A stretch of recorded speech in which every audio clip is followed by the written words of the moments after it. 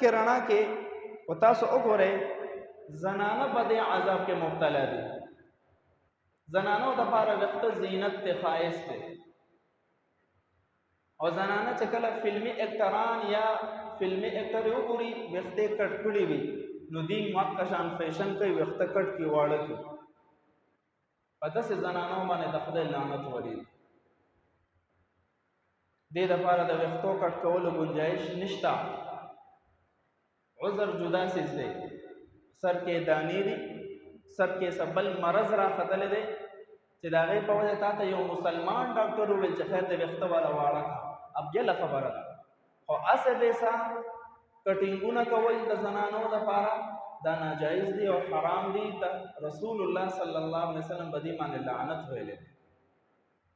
بله مسله، زنانه نن سبا جي خپل ویښته کټ کړي او ویګ ولګوي. ویګ دا ویګ د کوم ځای نه جوړېږي؟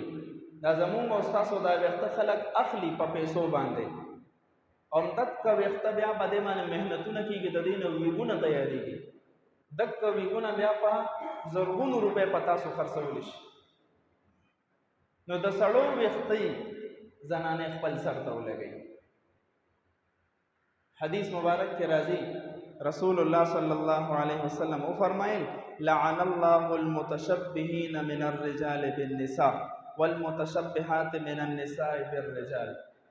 هغه ښځو باندې د خدای تعالی لعنت دی چې کوم د سړو سره ځان یو شانتي کوي، مشابه کوي، د سړو په شان لباس اچوي، د سړو په شان ویښته ساتي، د سړو په شان هیئت جوړوي.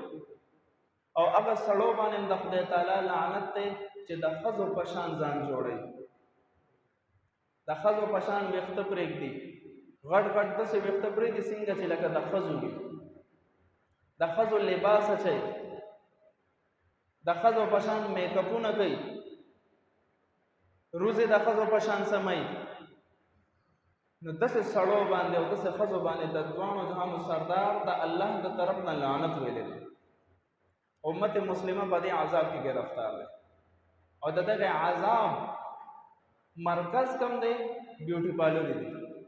هلته چې کله زنانه ورنه روزي نو روزې وله سمېږي، د خدای لعنت په دې ورېږي. ها بیا داسې عجیبه عجیبه کارونه دننه کېږي چې هغه د منبر د بیانولو نه دي. نو خپلې خویندې میندې